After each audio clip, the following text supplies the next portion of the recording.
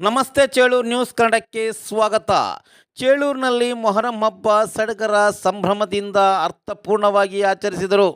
ನೂತನ ತಾಲೂಕು ಚೇಳೂರು ಪಟ್ಟಣದಲ್ಲಿ ಹಿಂದೂ ಮುಸಲ್ಮಾನರ ಭಾವೈಕ್ಯತೆಯ ಹಬ್ಬ ಮೊಹರಂ ಹಬ್ಬ ಶ್ರದ್ಧಾ ಭಕ್ತಿಯಿಂದ ಬಹಳ ಅರ್ಥಪೂರ್ಣವಾಗಿ ಆಚರಿಸಿದರು. ಮೊಹರಂನ 9ನೇ ದಿನ ನೇಜಾವನ್ನು ಹೊತ್ತು ಪಟ್ಟಣದ ಪ್ರಮುಖ ರಸ್ತೆಗಳಲ್ಲಿ ಆಗಮಿಸಿದಾಗ ಪಟಾಕಿಗಳನ್ನು ಸಿಡಿಸಿ ಸಂಭ್ರಮಿಸಿದರು. ನಂತರ ಪೀರುಗಳ ಚಾವಡಿ ಹತ್ತಿರ ಅಗ್ನಿಗುಂಡಕ್ಕೆ ದೊಡ್ಡ ದೊಡ್ಡ ಗಾತ್ರದ ಮರದ ತುಂಡುಗಳು ಜೋಡಿಸಿ ಅಗ್ನಿಸ್ಪರ್ಶ ಮಾಡಿದರು. ಈ ಭಾಗದಲ್ಲಿ ಮೊಹರಂ ಎಂದು ಹೇಳುವವರು ತೀರಾ ಕಡಿಮೆ. ಬಾಬಯ್ಯನ ಹಬ್ಬ ಎಂದು ಬಹಳಷ್ಟು ಜನ ಹೇಳುತ್ತಾರೆ. ಮುಸಲ್ಮಾನರೊಂದಿಗೆ ಸೇರಿ ಆಚರಿಸುವ ಹಬ್ಬವೇ ಭಾವೈಕ್ಯತೆ ಸಾರುವ ಬಾಬಯ್ಯನ ಹಬ್ಬ. ಬಾಬಯ್ಯನ ಹಬ್ಬದಲ್ಲಿ ಮಾಂಸಾಹಾರ ನಿಷಿದ್ಧ.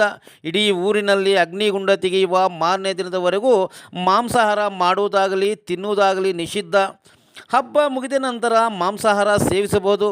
ಬಾಬಯ್ಯನ ಹಬ್ಬಕ್ಕೆ ದೂರದ ಊರುಗಳಿಂದ ಮತ್ತು ಊರಿನಲ್ಲಿ ನೆಲೆಸಿರುವ ಎಲ್ಲರೂ ತಮ್ಮ ಮಕ್ಕಳು ಮೊಮ್ಮಕ್ಕಳೊಂದಿಗೆ ಹಬ್ಬಕ್ಕೆ ಬರುತ್ತಾರೆ.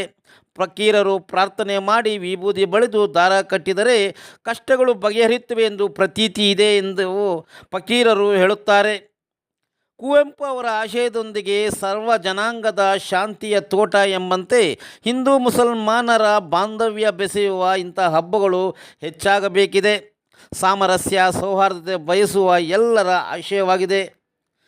ಹಬ್ಬಕ್ಕಾಗಿ ಚೇಳೂರಿನ ಪೊಲೀಸ್ ಸೂಕ್ತ ಬಂದೋಬಸ್ತ್ ಒದಗಿಸಲಾಗಿತ್ತು.